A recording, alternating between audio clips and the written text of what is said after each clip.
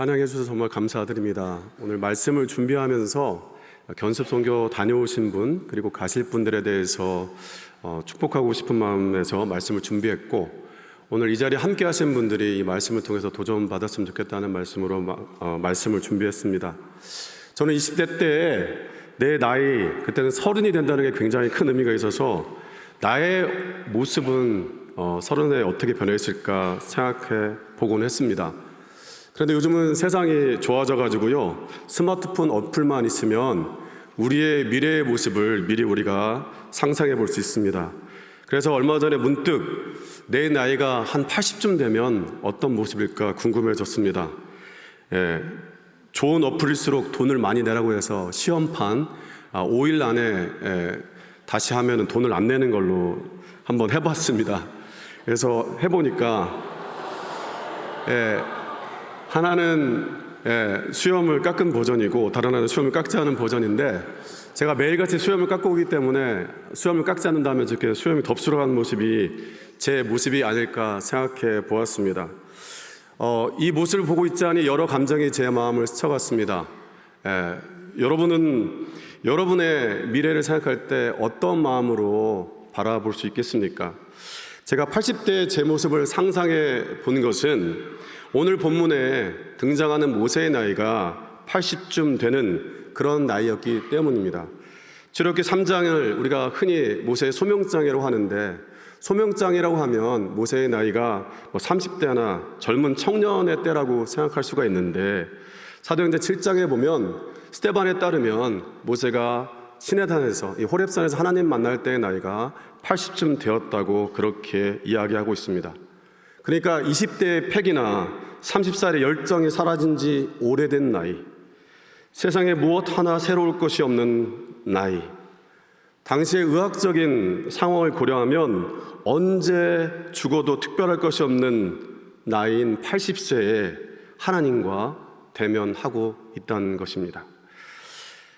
아기 때 바로의 공주에 의해서 입양된 모세는 자라면서 자신이 히브리인 걸 알았고, 자신의 동족을 어떻게 하면 도와줄 수 있을까 궁리하다가 이집트 관리로부터 이렇게 핍박당하는 자기 동족을 구하려다가 하다가 이집트 관리를 죽이고 말았습니다. 그런데 이 사실을 자기 동족이 고자질했고 그것을 바로가 알게 되었고, 그래서 이집트를 몰래 도망 나와야만 했습니다. 그때 나이가 스데반에 따르면 40세였습니다.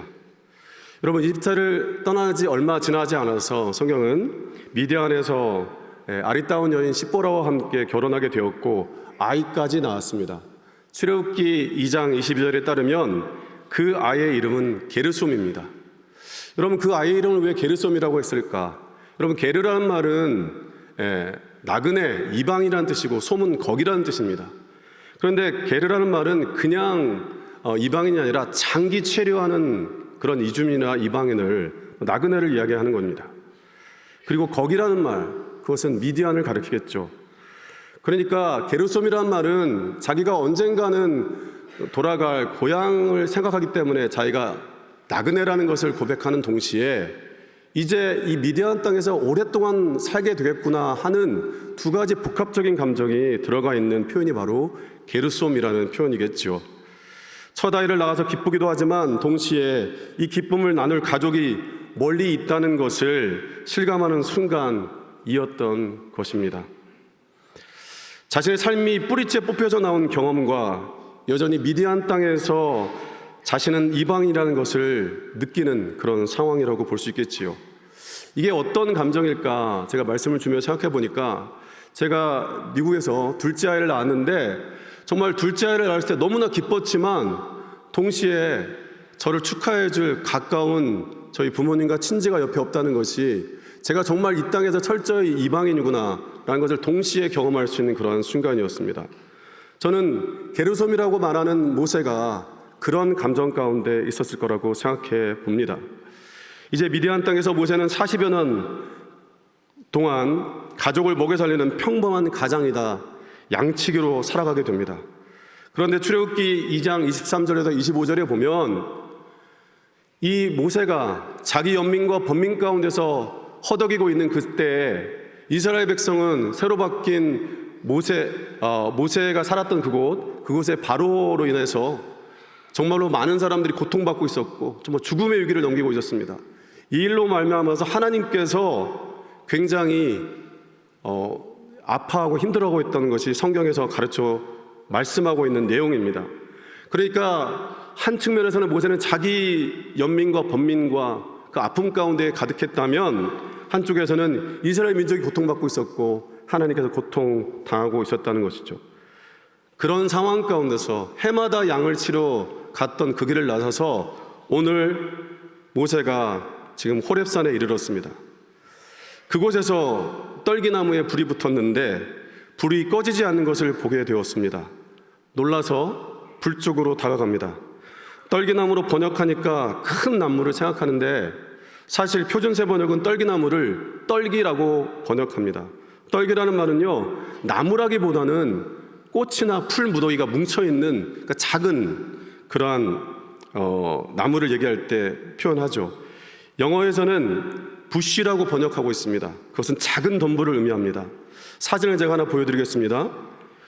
그러니까 떨기나무가 어떤 나무일까 여러 학자들 여러 얘기를 하지만 아마도 이런 나무가 아니었을까라고 이야기를 하고 있지요. 프랑스의 화가 제임스 티소라는 사람이 떨기나무에서 모세와 하나님이 만난 장면 그릴 때 그 사람이 그리는 떨기나무는 바로 이런 나무입니다. 우리가 떨기나무에 불이 붙었다고 생각하면 엄청난 거대한 나무에 거대한 불이 붙어서 정말 범접할 수 없는 상황 가운데 있다고 생각하지만 실제로 이렇게 보잘것없는 나무 가운데 지금 불이 붙어 있는 것입니다. 하지만 모세는 덤불로 이루어진 작은 나무에 불이 붙어 있는 그 상황 가운데서 그것 때문에 놀란 것이 아니라 이 불이 꺼지지 않고 계속 붙어 있는 것에 놀랐던 것입니다. 여러분, 당시에 양치기들은 그냥 들판에 갈다 보면 마찰에 의해서 바람에 의해서 어쩌다 한 번씩 그렇게 떨기나무가 불이 붙은 걸 보았지만 이내 타고 없어지는 것이 일반적이었는데 오늘 그 떨기나무에 붙은 불은 계속해서 꺼지지 않고 타오르고 있었다는 것이 모세가 그것을 계속해서 주목하게 되는 계기가 되었던 것입니다. 떨기나무는 모세의 인생을 상징적으로 보여줍니다. 우기 때 잘 자라다가 건기에 가까스로 버티며 살아가는 떨기나무 같은 인생. 하늘 높이 솟은 백향목을 꿈꾸었지만 자신은 이제 그저 광야 가운데 자란 떨기나무 같은 존재라는 것을 모세는 깨달았습니다. 자신의 인생에서도 불이 타올랐던 적이 있었지만 오래 타지 못했습니다. 자신의 힘으로 타오르려고 했기 때문이었습니다. 80년 동안 모세의 삶 속에서도 번뜩이는 불타오르는 그런 순간이 있었지만 그것은 하나님의 불이 아니라 모세 자신이 태워 또 불살랐던 인간적인 열정이었습니다. 그래서 그 불은 쉽게 사그러들었습니다. 하지만 하나님께서는 모세의 인생에 꺼지지 않는 불이 되고자 그에게 찾아오셨습니다. 떨기나무에 임한 꺼지지 않는 불은 하나님의 임재가 임한 모세의 미래의 모습을 보여주고 있습니다. 이런 인생을 모세가 살게 하기 위해서 하나님께서는 모세에게 요구하는 것이 성경에 등장합니다. 그것은 그의 발에서 신을 벗으라는 것입니다. 우리 출애굽기 3장 5절 말씀을 같이 한번 읽어보겠습니다. 하나님이 이르시되 이리로 가까이 오지 말라. 내가 선 곳은 거룩한 땅이니 내 발에서 신을 벗으라. 이집트 왕국에서 자란 모세에게 신을 벗으라는 것은 크게 두 가지 의미였습니다. 첫째는 하나님을 예배하라는 것이었습니다.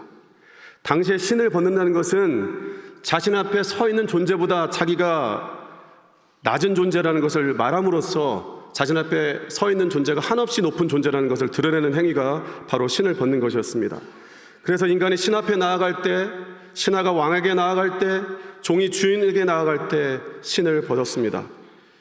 여러분, 예배를 의미하는 단어 worship은 worth라는 그 가치를 어딘가에 두다라는 말에서 파생된 단어입니다. 누군가에게 무언가에게 가치를 두는 행위가 바로 worship이라는 것이죠. 신발을 벗음으로써 자신이 섬기는 그 신에게 가치를 두는 행위가 바로 worship입니다. 기독교 차원에서 이해하자면 하나님께서 우리의 인생의 가치가 있음을 하나님께 우리 인생의 가치가 있음을 인정하는 것이 바로 월십인 것입니다. 하지만 이것은 예배의 부분적인 차원입니다. 궁극적으로 예배의 궁극적인 차원은 가치의 교환입니다. 하나님과 우리 사이의 가치의 교환이 이루어질 때 온전한 예배가 이루어집니다. 우리가 자신의 가치를 낮추고 하나님을 높이면 하나님께서는 당신의 높은 가치를 우리에게 주셔서 우리를 높여주십니다. 단순하게 말씀드리면 우리가 누군가를 만날 수 있는가가 우리의 가치를 상징합니다. 우리가 예배 가운데 온 우주의 창조주 하나님을 만난다는 것은 우리가 얼마만큼 가치 있는 존재인지를 보여주는 것입니다. 오늘 본문이 특별히 보여주는 것은 예배할 때 우리가 하나님을 찾아가는 것이 아니라 하나님께서 우리를 찾아오신다는 것입니다. 우리가 오늘 본문을 보면 모세가 하나님을 만나러 갔던 것이 아니라 하나님께서 모세를 기다리고 계셨습니다. 또한 모세를 당황스럽게 한 것은 이집트에 있는 거룩하고 거대한 신전이 아니라 하나님께서는 떨기나무에 임하셔서 그곳을 거룩하다 하셨다는 사실입니다. 그곳이 거룩하기에 하나님께서 임하시는 것이 아니라 하나님께서 임하시는 곳이기에 그곳이 거룩한 곳입니다. 하나님께서는 양을 치는 모세의 일상에 찾아오셔서 모세야 모세야 부르셨습니다. 일상의 떨기나무에 임하셔서 그곳을 거룩하다 하셨습니다. 하나님께서는 지금도 우리의 일상의 떨기나무 가운데 찾아오셔서 우리의 이름을 부르시며 우리와 만나기를 원하십니다. 우리가 우리의 신발을 벗고 우리를 낮추고 우리의 가치를 하나님께 두면 하나님께서는 우리를 다시 일으켜 세우시고 우리에게 당신의 가치를 부여하십니다.